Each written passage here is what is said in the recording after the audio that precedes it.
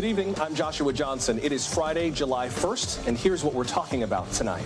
Abortion rights supporters are seeking smaller victories after the end of Roe. One just came in Florida, where a judge temporarily blocked its 15-week abortion ban. An abortion provider who serves Florida and the Southeast joins us live. Meanwhile, some officials are warning Florida's teachers to hide pictures of their same-sex partners. It was day one of a state law critics call the Don't Say Gay bill. We'll have the latest. High gas prices are not stopping millions of Americans from traveling this weekend. Maybe you too. But what should you expect on the roads and in the skies? Also, WNBA star Brittney Griner goes on trial in Russia. We'll have the latest on how the Biden administration is responding. And how will we feed astronauts on missions to the moon and beyond? We'll show you in tonight's feature report.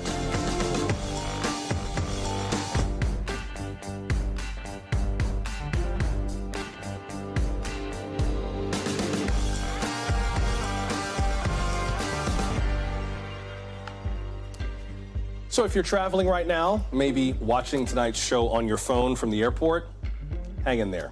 This is shaping up to be a really tough vacation weekend. AAA estimates that nearly 48 million Americans will travel at least 50 miles from home. The group expects more than 3.5 million of them to fly, and right now is turning into a terrible time for a flight. According to the flight tracking company FlightAware, more than 6,200 flights in and through the U.S. have been delayed, and well over 500 have been canceled. Definitely call ahead before you go to the airport. And the weather's making that much worse tonight. So stick around for Bill Cairns' forecast later in the show. There's a bit of relief with gas prices, but not much. AAA puts the national average around $4.84 per gallon.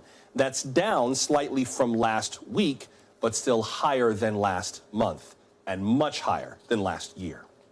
Let's begin tonight with Sally French, a travel expert at NerdWallet. Ms. French, good evening. Welcome. Good evening. Thanks for having me. So we've had rough years for 4th of July travel in the past, but why is this year in particular so very bad?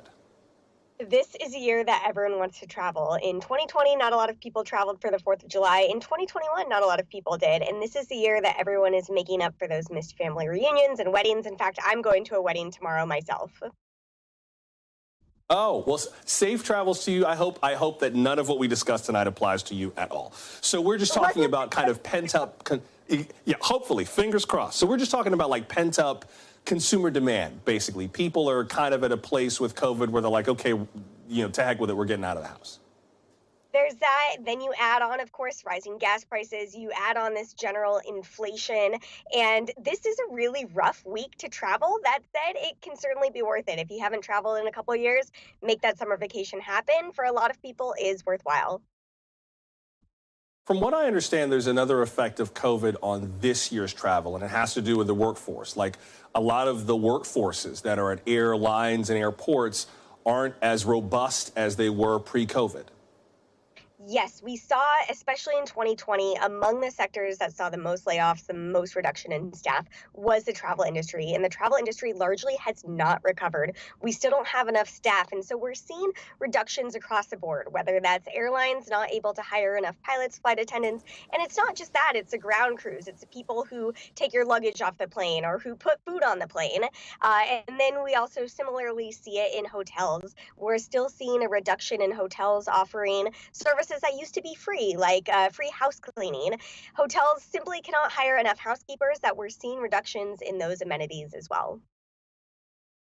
With regard to gas prices, what do you suggest people keep in mind if they're going to be hitting the roads this weekend? It almost seems like there's sort of not a lot of ways around high gas prices. Depending on where you are, you might just kind of have to absorb that cost if you want to hit the road. Yeah, as you mentioned, it's lucky that gas prices are down a little bit from what they were last week, but the reality is everyone wants to travel for the 4th of July weekend, so you can't just wait to buy gas at another time if you're driving this weekend. There are ways that you can reduce how much you pay for gas, I recommend that people look to apps like Gas Buddy, which can show you the cheapest nearby gas station. Also look to credit card rewards. There are many credit cards that offer bonus points or miles on your spending in certain categories. And so a lot of people might get 1% cash back on all their spending. But the reality is there are many credit cards that can get you 3-4% back. So at least if you're paying a huge amount for your gas, the kind of consolation prize is you'll get elevated credit card rewards out of it, and you can put those towards your next trip. Do you get the sense that airlines, rail lines and others are going to be flexible with travelers going forward? I mean, we got an announcement from Delta today, said that they're offering waivers for this weekend, which would allow customers to rebook for before or after these tough weekend days to the same to and from location without fare differences and without change fees. So at least Delta seems to be saying, we get it, this weekend is crazy. If you are willing to travel some other time, we'll make it worth your while and we won't make you suffer. Is that unusual, or are we seeing more of that around the industry? You know what? If that was the case in 2019, I would say absolutely, this is so unusual. But then in 2020 with the COVID pandemic, that was the first time that we saw a lot of major airlines making it possible to change or cancel your flight at no cost. Previously, it could be $50, $100 just to cancel your flight. And so we saw airlines kind of experiment with that during the COVID pandemic. And then now with this busy 4th of July weekend, we saw Delta say, hey, simply because it's busy, we want to make it free for you to change your flight. Of course, I'm sure many of you guys out there saw that viral story today. There was reports of a flight coming out of Michigan where they were offering passengers $10,000 to give up their seat on an oversold flight. So even that story where Delta said that they would allow you to change at no cost, they're still having huge problems with oversold flights, so much that they need to pay passengers $10,000 just to give up their seat. Wow. Sally French with NerdWallet. Good luck getting to that wedding. Safe travels, and thank you for making time for us tonight. Thank you. Costs are going up a lot these days, but some wages are also rising. A little. That includes the minimum wages in some major cities. The wage increase coincides with the start of these cities' fiscal years. Today, the minimum wage in Los Angeles rose from $15 to $16.04 per hour. Chicago raised its minimum from $15 to $15.40 an hour. That applies to businesses with more than 21 employees. For smaller businesses, the wage rises from $14 to $14.50. And Chicago raised wages for tipped employees, too. $9.24 at businesses with more than 21 workers, $8.70 for smaller companies. Joining us now is Andy Fox, the director of Chicago's Office of Labor Standards. Mr. Fox, welcome. Good to have you with us. Good evening. Talk about what was behind these minimum wage increases. Is this something that rises in Chicago normally, or was this something the city did intentionally, kind of uniquely? Well, if you recall, remember back when there was the Fight for 15 in Chicago, there was a big movement for the Fight for 15 in 2019. In 2020, we created kind of a tiered approach for businesses from 4 to 20 employees. It would be 50 cents each year. We would ramp up that minimum wage until it reached $15. For businesses with 21 or more, we took $1 each year, tied to the fiscal year. July 1st, it goes up, so it went 14, 15, and this year it went to 15.40 because we tied it to the consumer price index, which capped at 2.5%. So the increase this year is tied to the consumer price index, capped at 2.5%. How do things like minimum wages get affected by some of the other economic headwinds we've seen lately, whether it has to do with COVID and the changing economy and some people dropping out of the labor force, or automation and technology just kind of upending the way that everyone works? I mean, how much does a minimum wage matter today compared to how much it may have mattered when the Fight for 15 started? Well, think of the low-wage workers, people in service, restaurants, hotels. Think of the low-wage workers with the price pressures of gas, rent, food. The minimum wage gives them a living wage. You know, Chicago is a leader in worker protections. We stand at the front of making sure that workers have a living wage. And that was really the genesis of creating an annual increase in minimum wage because employers are not going to give it to employees. It's just not going to happen. So the fight was really a fight to give some equity and redistribute wealth in the city of Chicago in all 77 neighborhoods. Let me go through a couple of stats in terms of what the economy has been like in Chicago lately. Unemployment in the greater Chicago area was around 4.1% in April. For the nation overall, it was 3.3%. As for rents, in Chicago, the price of a one-bedroom has risen 10.7% since January. That's according to Zumper, which is a site that tracks rent prices. And energy costs rose nearly 28% in the past 12 months for Chicagoans. That's actually a little bit less than the country in general. Across the country, it was just over 30%. In Chicago, it was just under 28%. How does Chicago strategize about keeping everyday Chicagoans somewhat ahead of all of these increases? You may not be able to close the entire gap, but there are a lot of gaps that need to be closed, and they keep getting bigger. Well, we've got to strike a balance. I mean, one is getting the economy to recover, and that small business, medium business, big business. So we don't want to prohibit growth in the neighborhoods and all these wonderful chambers of commerce all over the city of Chicago. But the other is, how do workers pay bills? How does a single mother working in a fast food restaurant put clothes on her kids, pay for rent, pay for gas, and move around? I mean, the pressures are real, and we hear from employers and businesses as we investigate these cases all over the city. And it's very egregious, some of the cases we see in big business and small business all over the city of Chicago. How much in terms of helping people deal with the cost of living can Chicago and the Lightfoot administration do on its own, as opposed to what you might need from Springfield, from the state legislature, from Governor J.B. Pritzker? I mean, where is the limit in terms of what Chicago is asking for beyond how much it can help people deal with the cost of living? You know, the protections cover the geography of the city of Chicago. So, you know, we stand with workers on this front. We stand with low-wage, vulnerable workers. And I forgot to say this, for domestic workers, regardless of the size of the employer, we extend the minimum wage at the highest level for domestic workers. They're the most vulnerable.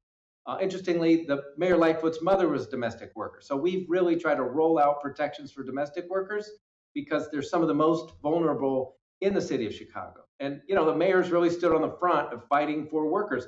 Sure, the minimum wage in the rest of the state is not as high as it could be. They're also on a ramp in the rest of Illinois, which is really important. But, you know, minimum wage isn't the only area we're trying to improve workers' lives. We passed a wage theft section of the minimum wage ordinance. We've got one of the most progressive and aggressive scheduling laws in the United States. It's called the Fair Work Week Ordinance. And we've got a domestic worker contract requirement, which is fairly substantial in kind of the range of things we provide for workers here in the city.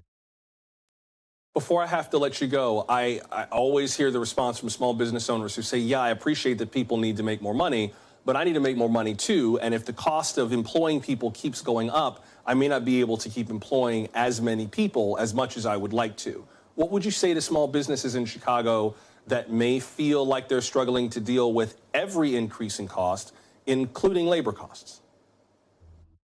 We want a vigorous and a healthy economic recovery in the city. So where I'm at in the city of Chicago is in the Department of Business Affairs and Consumer Protections, and we invest heavily in the neighborhoods and the chambers of commerce to try to help small business understand the pressures, set up, and grow. And right now, if you're in the city of Chicago, you would see kind of the birth and the growth in neighborhoods all over the city. The city is really popping right now. The summer is the best time to be here. For me, I mean, the neighborhoods are alive. It's really exciting how much is popping in the neighborhoods in the city of Chicago right now. Well, hopefully those businesses will be able to afford to keep popping as these costs continue to rise. Andy Fox of Chicago's Office of Labor Standards, appreciate you making time, sir. Thank you very much. Thank you. Still to come, abortion state by state. The Supreme Court's ruling is leaving states to work through the gray areas of their own laws. We'll focus on Florida and South Carolina next. And later, NASA is going green in a really big way. researchers are learning to grow vegetables in some very special soil. We're glad you're with us for Now Tonight from NBC News.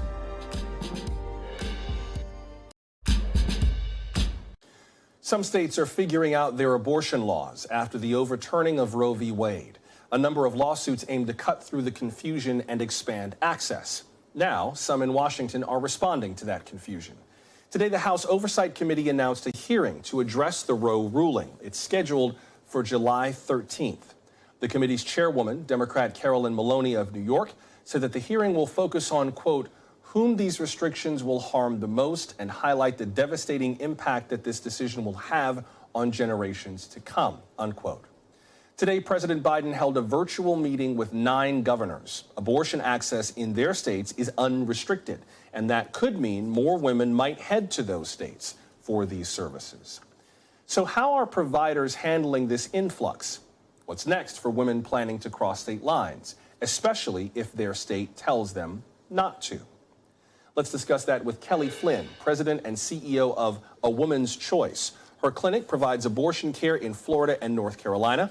An influx of patients has come from states like South Carolina, where abortion access is now restricted. Ms. Flynn, welcome. Good to have you with us. Thank you. Thank you for having me tonight. Tell us more about this influx of patients. We mentioned some of them, at least, are coming from South Carolina. What are you noticing from them? What are you hearing from them as they show up for services?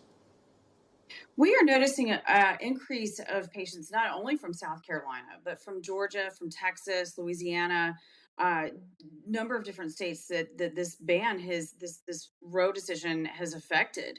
Obviously, the people that call in, they are scared, they are confused. This has created an insane amount of chaos and confusion amongst a lot of people, staff, patients alike.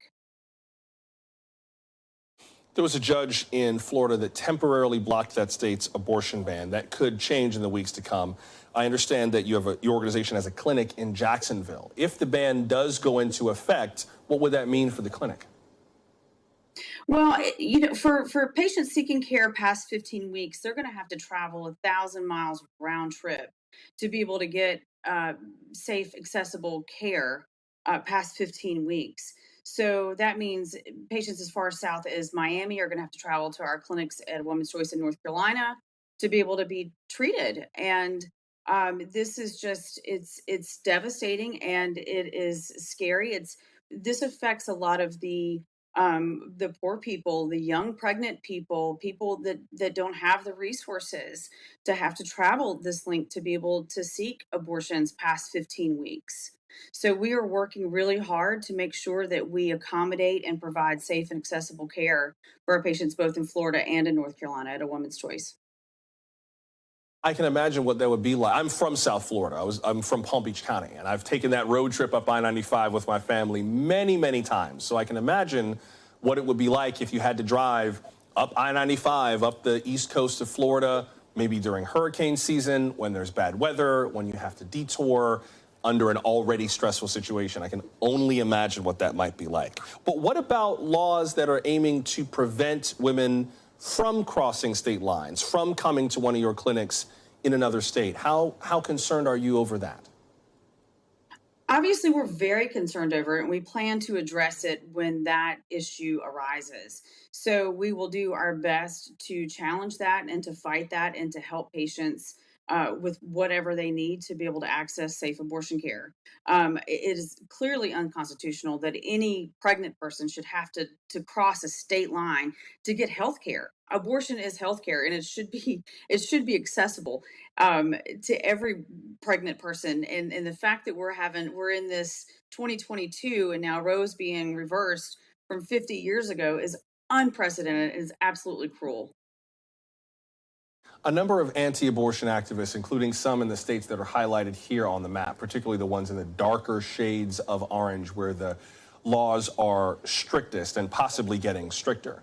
But a number of anti-abortion activists, particularly those we've spoken to here, have suggested that now is the time for groups to pivot and to offer different kinds of services to women considering what to do about pregnancies, maybe more counseling toward adoption, toward having the baby, toward family planning and counseling and that kind of thing, that states are allowed to make these decisions for themselves and that clinics can find a way to remain open within the laws that states choose to put on the books. What do you make of that? Our clinics have, as many clinics, I speak to a lot of other clinics too, have partnered with pro-choice adoption agencies such as Choice Network, based out of Ohio. So we have offered adoption services for patients for many, many years. And in terms of how the anti-movement is handling this, they have continued to increase the harassment at our clinics, continue to harass our patients, continue to harass our staff. Our doctors coming in, and that hasn't changed at all. And that's unfortunately going to continue to get worse. It's a constant battle every single day that we go into the clinic. And in terms of their changing their messaging, that won't change. Their message is life begins at conception, it ends at birth. And after the woman has, or the pregnant person has their baby, then what? Where is the sanction of the pregnant person's life? Where does that matter? Somehow or another, we've lost that. And the anti-movement doesn't seem to care about the person that's carrying this pregnancy. What we've seen, they're out there, they're picketing, they're holding their religious signs and their church outings, what have you, and they refuse to want to help a patient further her pregnancy or like further her family once the baby would be born. Before I have to let you go, do you feel safe running your clinic right now? I do. We always have had we just keep our head on a swivel. We always watch our surroundings. We have security 24, I don't want to say 24/7, but for the during the weeks at our Jacksonville location, we are fortunate to have a great group of escorts that help us at our clinics in North Carolina, that provide the extra safety. They wear their GoPros, they report back to us. But so far we've had a really good law enforcement protection in Jacksonville, Florida. As far as safe goes, after 24 years of doing this work, you become desensitized to it and sometimes complacent. But nonetheless, we always have to keep our head on a swivel and just make sure that everyone around us, I'm more concerned about my staff, my patients, and my physicians going into the office because we just never know what could happen. Kelly Flynn, President and CEO of A Woman's Choice. I appreciate you sharing your story with us tonight. Thank you very much. Thank you, Joshua, for having me. I appreciate it. We will get to some of today's other top stories in a moment, including the so-called Don't Say Gay law taking effect in Florida, the 17 newest recipients of America's highest civilian honor, and the forecast for what could be a rough weekend of holiday travel.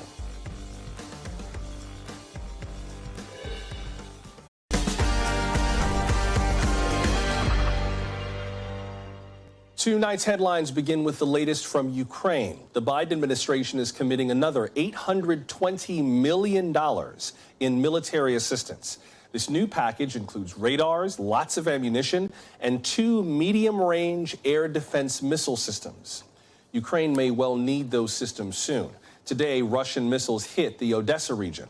Ukrainian authorities say that attack killed at least 21 people. We are also getting a closer look at this week's largest prisoner swap between Russia and Ukraine. Both sides exchanged 144 prisoners of war. NBC's Ali Arouzi has more from Kyiv. As the ferocious battle rages across Ukraine, many are killed, some retreat and regroup or advance, while others become prisoners of war.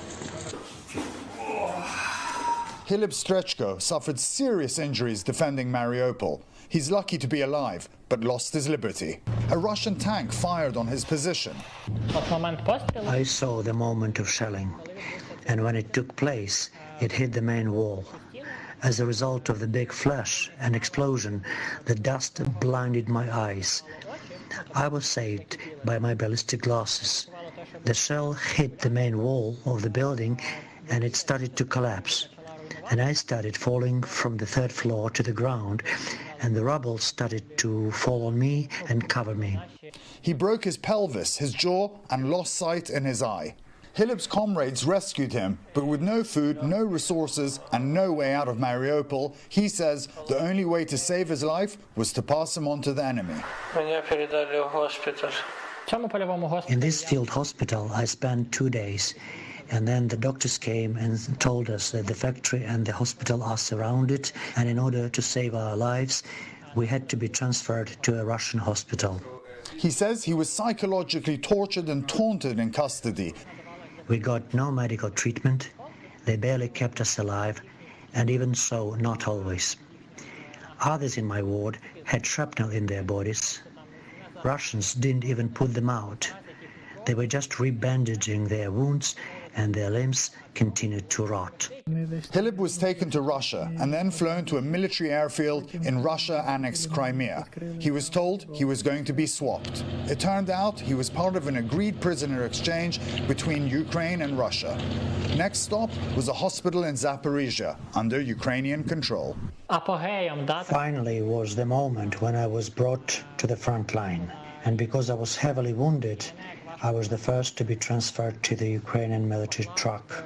The driver of the truck then knocked on my chest and told us, "Relax, guys, you are in Ukraine now."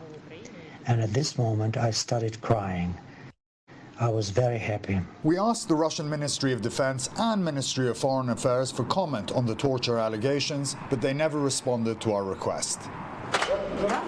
As battles grind on, prisoners of war accumulate on both sides. We were given rare access to a sprawling jail in Kyiv, where captured Russian soldiers are locked up. New prisoners come in every day to facilities like this one and 40 others across Ukraine. Do prisoner swaps happen regularly? These swaps take place regularly. There are months when they take place 1-2 times per month. There are some when they take place more often. The Russian side is a very complicated counterpart in this process. We are very interested in such swaps because we are very focused on the saving of lives of our military. Ukraine wins the war? Yes. Mikhailo had yet to finish his military training when a squadron of Russian attack helicopters swarmed the airfield he was based at. He said after an intense and fearful battle, he and his fellow fighters had two choices: surrender or die. Where did the Russians take you? They tied us up. They took all the things we had. They took everything from our pockets. For the first 2 weeks, Mikhailo says he was kept at the airfield's fire station under appalling conditions. Food was tied there. 20 grams of water and a spoon of porridge a day. This was all our food for the day. While there, he described seeing increasing numbers of captured soldiers and civilians being brought to the airfield. It was cold, so they simply tied people to the tank and sat on them. Mikhailo says he was then transferred to Belarus, then on to Kursk in Russia. They took away our uniforms, beat us up, put us in cells, and started to take us for interrogations. Every morning, they made us wake up at 6 a.m. and sing Russian anthem. After 2 months, Mikhailo was swapped in a prison exchange. He was sent to a hospital for psychological care. He told us as soon as his treatment is over, he's going back to the front line to fight for his country. That was NBC's Ali Arouzi reporting from Kyiv. In Florida, a controversial education policy took effect today. It's called the Parental Rights in Education Act. Critics call it the Don't Say Gay bill. This law requires age-appropriate classroom instruction about sexual orientation or gender identity. In grades K through 3, those discussions are banned. School's out for the summer, but some districts in Florida are already putting these policies in place. Here's NBC's Sam Brock. One of the most polarizing pieces of legislation in Florida in recent memory takes effect today, as many schools across the state right now are trying to figure out how does this affect them.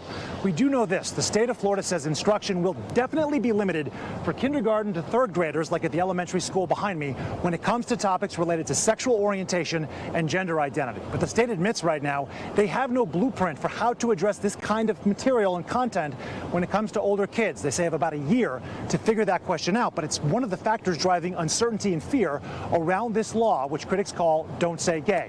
Now, in terms of a lawsuit that is proceeding right now against the state of Florida, Florida responded with a motion this week trying to dispel misconceptions, it says, about what the law does and does not do. It says what it does is restrict instruction on those subject matters. What it does not do, according to the state, is prevent teachers who are gay or transgender from posting pictures of their family, talking about their spouses or even their children, or answering questions from students about their families. All of that right now, though, does appear to be open to interpretation as we hear different stories from different schools. There has been uproar in the state of Florida as protests have broken out at schools all over the state in the months after Governor DeSantis signed this into law back in March. Where do we stand here? We know there's been a high-profile feud with DeSantis and Disney, with Disney voicing its opposition to Don't Say Gay and losing its special status in Florida.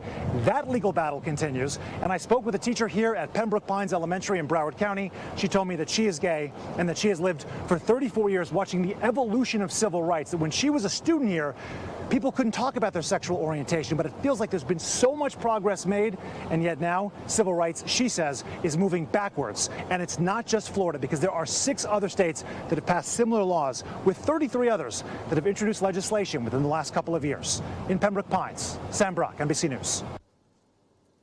4th of July travel is already tough this weekend. The biggest problem might just be the weather, even if you're just watching the fireworks where you live. NBC meteorologist Bill Cairns has your national forecast. Hey, Bill. Joshua, there's so many ugly travel stories out there for people on the roads today or at the airports. Hopefully it will get a little better as we head towards the 4th and over the weekend, but we still have to get there. I mean, it was just been a hot period and stormy too, and today's storms were just in the wrong locations. We did have a severe thunderstorm watch that was up around the Washington, D.C. and Baltimore area. We did have some storms pass through Baltimore. Now, downtown D.C. was fine, but there were some big storms right over Dulles, and that caused a ground stoppage, so that ripple effect for that airport was just a nightmare. As far as the southeast going, we've had horrendous weather all day long in between Houston and New Orleans. We've had tropical moisture. We've had some flash flooding we've dealt with in the Beaumont-Port Arthur area. That's slowly improving too, but the drive on I-10 is still not a pretty one even this evening as we're going from New Orleans down through areas heading towards Mobile. The thunderstorms will die off after dark in areas of Florida too. You notice those storms still rippling around Fort Myers, just outside of Tampa, all the way up to Orlando and Daytona Beach. So the big heads up as we head towards the weekend. Anyone trying to get to your destinations in the Northeast on Saturday, I encourage you to do it as early as possible because thunderstorms are going to roll through in the afternoon and evening over the top of the most densely populated corridor in our country, from Boston, including New York City, down through Philadelphia, Baltimore, and Washington, D.C. That's why in that little yellow area, 50 million people are at risk of severe storms tomorrow, and that could mean significant impacts on the roads. We're especially talking about I-95 as you're heading south down through southern New England, the New York City area around noon to about 2 o'clock, and then it looks like around Philly and D.C. more towards the middle to end of the afternoon for you. And at the airports, when those thunderstorms roll through, I'm sure we're going to get some ground stoppages out there. Obviously, we'll get the delays. Hopefully not too many cancellations, but just be prepared and be patient if you possibly can. So let's take you through your holiday forecast for the travel at the hubs. Southeast on Saturday, anyone traveling through Orlando and Miami, Atlanta, afternoon delays possible with those storms. By the time we get through Sunday and Monday, things do quiet down a little bit. We will still see some typical afternoon storms in Florida. No problems in the Northeast, no problems in the South. By the time we get towards Monday evening, it really just looks like the Great Lakes. So let's get to the all-important fireworks forecast. This is really what everyone wants to know.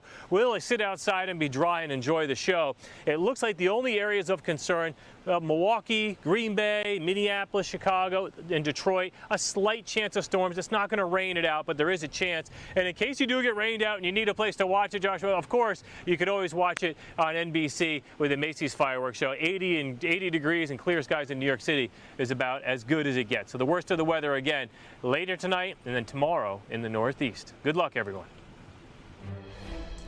We will need the luck. Thank you, Bill. That's NBC meteorologist Bill Cairns. We've got some breaking news tonight right out of New York following one of the Supreme Court's decisions this term. The state Senate, the New York State Senate, has adopted a new bill that would put some significant restrictions on carrying handguns in public. You remember that the U.S. Supreme Court ruled on New York State's concealed carry permit rules. Now, this legislation still has to be approved by the state assembly before it heads over to the desk of Governor Kathy Hochul. The U.S. Supreme Court, in its term this year, loosened the restrictions on carrying guns outside the home. These measures do a number of things, including tightening up some of those restrictions, restricting where guns can be carried in public, including places like stadiums, museums, Times Square, protests. Those would be prohibited, and also expands the laws on safe storage. New York's Governor Hochul said, quote, "We are not going backwards. They may think they can change our lives with the stroke of a pen, but we have pens too," unquote.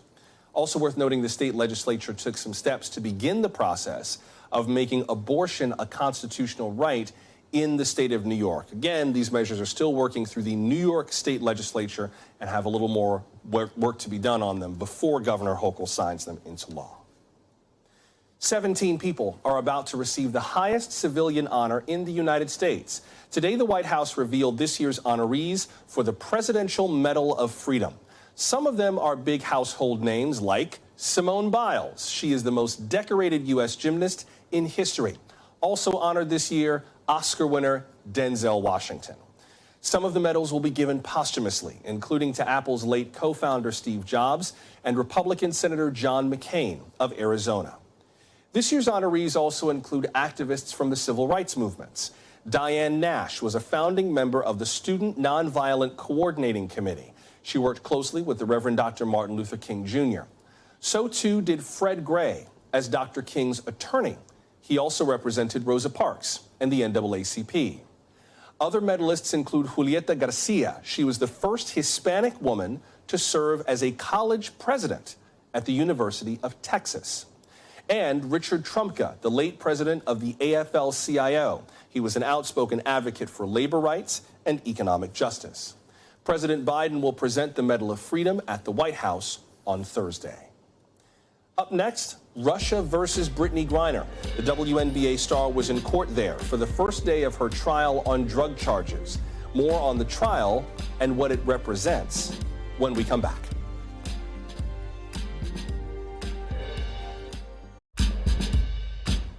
Today, the trial for WNBA star and Olympic gold medalist Brittney Griner began in Russia.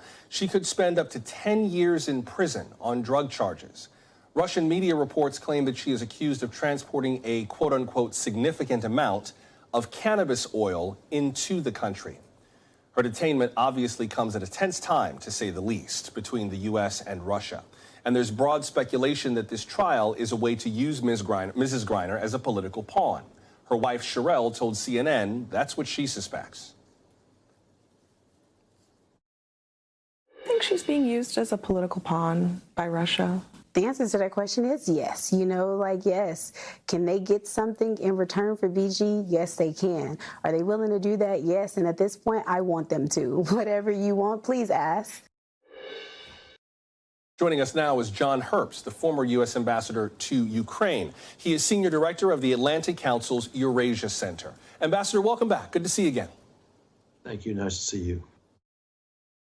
How are you thinking through what this trial actually represents, whether or not it's political theater, whether Brittney Griner actually did violate some law? How are you thinking through all of this? Well, the Russians have a reputation for seizing, especially Americans, to use them as pawns to trade for people who we legitimately jail. And especially given the tension in the relationship, this is quite likely. The fact that the State Department considers her an unjust detainee, I think, underscores that. Of all the people that the Russian government could have detained, Brittney Griner, a basketball player, what's the point of that? Well, I think you're right. It raises legitimate questions. I mean, point of fact, American professional basketball players go to Russia for years to enrich their basketball leagues. So they're clearly willing to put that at risk in order to raise the profile of this tactic. Because obviously by detaining her as opposed to detaining Trevor Reed or Paul Whelan, they're going to get newspaper headlines. That's the way to put additional pressure on the U.S. government. It just seems odd. And we've talked about some of the oddities of Russian strategy in the last few months, so this definitely does not, stand out too much. But it just seems like a weird place to plant the flag, a weird hill to die on. Of all the things you could do with Brittney Griner, even if she did bring some cannabis oil into Russia, as opposed to detaining her, taking it, shaking your finger at her and saying, get out of here and don't come back with that again, I'm not sure what Russia thinks that it will gain at the end of all of this. Oh, It may be they simply wanted to stick their fingers in the eyes of the Biden administration to say, we can do this and you can't do much about it. Or alternatively, again, as some have speculated, to persuade the Biden administration to release someone like Victor Bout, a notorious arms dealer whom we arrested after many years, a year or two back. Talk about that a little more. How would that work, and what would the thought process for that be? Well, because these seem like two very different people, an arms dealer versus, you know, a basketball player. This speaks to the two different societies and the two different political systems. As a democracy, as Secretary of State Blinken said, he's obligated to try and free American citizens unjustly to prison abroad. Moscow doesn't care about that. But they do care about their operatives who perform unsavory functions, which get them afoul of international law and get them arrested. So Victor Bout is an unofficial Russian, but he's actually been selling arms in places the Russian government wants arms to be sent. The fact that he was arrested is a problem for the Russian government. So relying upon the nature of our democracy, they'll seize an American as a hostage in order to have someone to exchange for someone like Victor Bout. Can we zoom out just a little bit? We can't talk about this without bringing it into the context of the war in Ukraine and the relationship between Russia and the West. You've got Sweden and Finland preparing to join NATO now that Turkey has lifted its objections and President Erdogan has kind of held it up for a minute but then given it its blessing. We reported tonight on the $820 million in more military aid that the U.S. is sending to Ukraine, including more medium-range air defense missile systems. How does all of this fit in? It feels like if you were Vladimir Putin and you wanted to absolutely alienate the West and frustrate them as much as possible for the time being, this might be the way to do it. But how do you see it? If you look in that context, this is something Putin can do to show he has the ability to impose some pain on the United States. It's relatively minor pain to the U.S. as a government. But of course, again, given our society, people feel naturally for Ms. Griner and for her wife, and they want to see this person out. And so for Putin, it's both a way to, again, to strike back at the United States for helping thwart his aggression in Ukraine, and also to try and free a Russian operative whom the Russians definitely do not want jailed in the United States. So it has two functions for him. And before I have to let you go, Brittney Griner may be a pawn in a geopolitical game, but it doesn't seem like anyone's looking to checkmate her. It seems like she's just kind of caught up in the middle of all this. There have been no claims that she's been mistreated or abused or beaten or anything like that. Do you think that this is mostly going to turn out to just be kind of international drama at the end of the day, where she just has to bide her time and wait to be released? Drama, yes, but she pays the price of having to be in detention in Russia. But keep in mind, the Russians, they arrested her on, I think it was February 17. They only announced it 2 weeks later on March 5, and they only allowed the U.S. consular access to it for diplomats to check up on her on March, I think it was 23. So all those were violations of consular conventions and a way for Putin to show he can stick it to the United States. But you're right, she has to, sadly, very sadly, suck it up as we try and work this out. Yeah. Ambassador John Herbst, always appreciate your insights, sir. Thank you very much. Thank you, sir. My pleasure. Where would astronauts pack enough meals for a trip beyond the moon? Maybe they don't have to pack them at all. The latest research on farming in space. Before we go.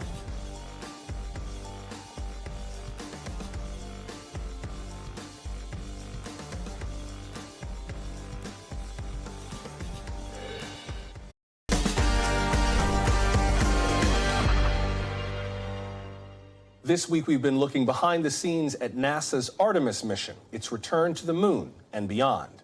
NASA's ambitions for spaceflight include going to Mars someday. That mission could last up to 3 years. Tonight's feature report answers a key question. What are astronauts supposed to eat for that long? Where do you pack that much food? NASA's working on a different solution. Not packing it, but growing it. Scientists have spent years researching how to grow plants on the International Space Station. They're figuring that out here at NASA's Plant Processing Lab. Brian Onate is leading that research. Food degrades after about a year and a half, and then some of these missions, if they end up being 3 years, some of the nutrients and the vitamins that are in the food and the pre-packed food will just start degrading over time. So if we can supplement that food and basically have an ability for them to have more nutrients that are fresh, the ultimate goal is when we get to a lunar surface or potentially the Mars surface one day, having habitats and actually using the resources located there in order for us to grow fresh plants. The ISS crew is getting us one step closer to that with its vegetable production system. Today it can grow 3 types of lettuce, Chinese cabbage, Mizuna mustard, red Russian kale, and zinnia flowers. The team also set a new record by growing chili peppers.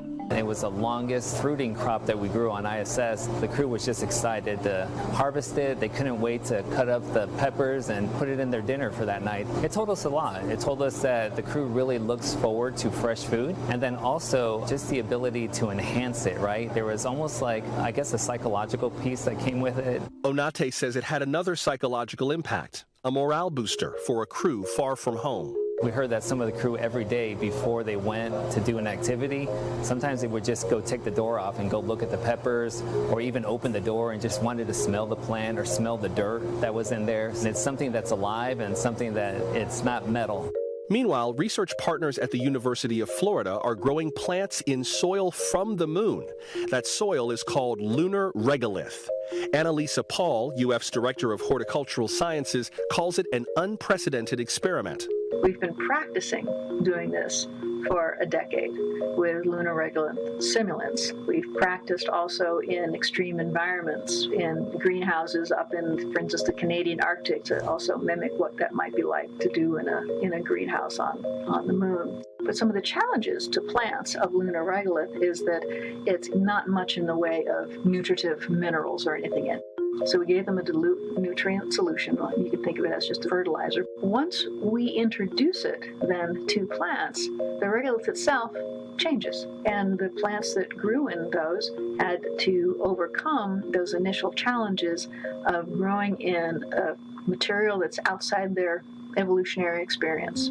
Back at the lab, Brian Onate and his team walked us through some projects in development. So right here we have tomatoes growing in high CO2. The higher CO2 actually makes the plants thrive and grow a lot bigger. As we go into potentially the Mars transit vehicle, we are anticipating elevated CO2, so we're trying to determine what is the right ratio for CO2, lighting, water, so we can get the most plants out of it. So right here we have the random positioning machine, and we have some microgreens that we're starting to grow in there. The speed that it's actually moving right now is simulating microgravity. So what we're trying to do is find down some of the risks and understand what's going to happen to these microgreens when we grow on an orbit. We have a variety of microgreens that we're growing. Right here, as you can see, we have 2 trays of radish microgreens that we have grown on Earth. It's easier to cut these with scissors, and we can harvest them and put them in bags. The challenge in microgravity is, as you can see, they're small.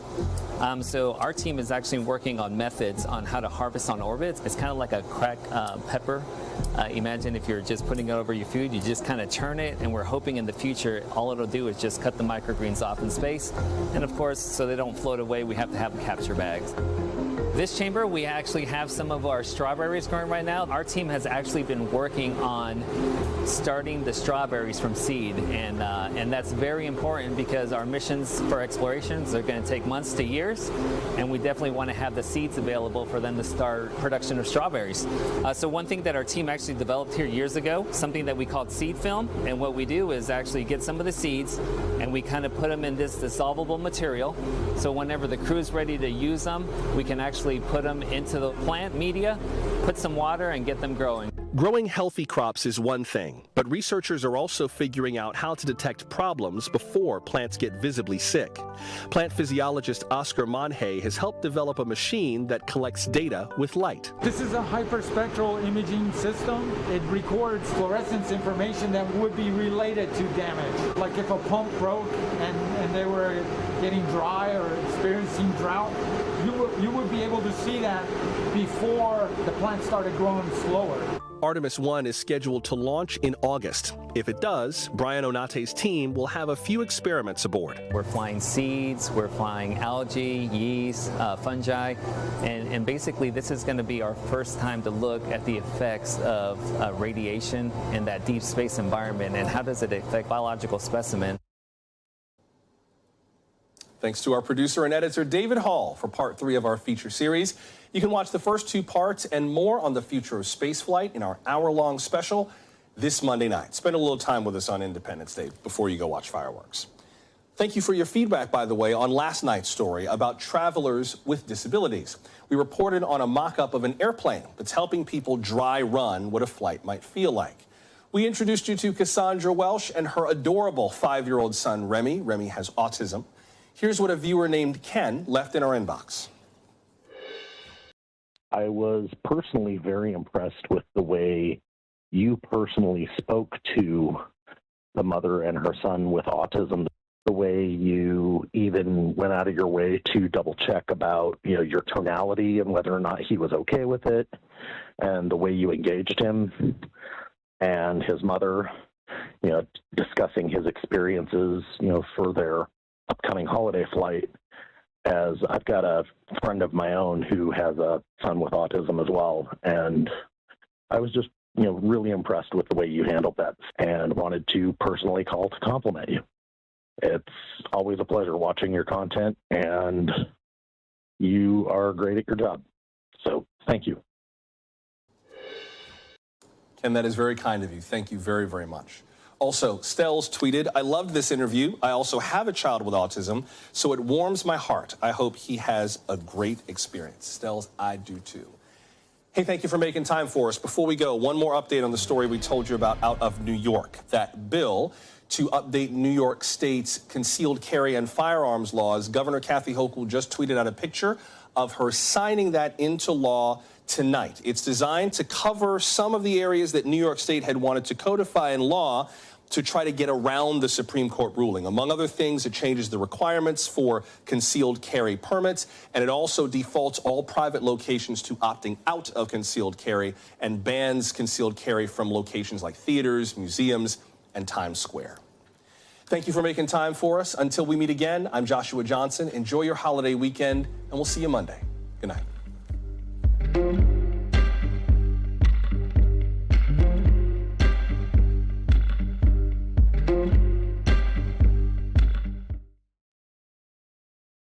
Thanks for watching our YouTube channel. Follow today's top stories and breaking news by downloading the NBC News app.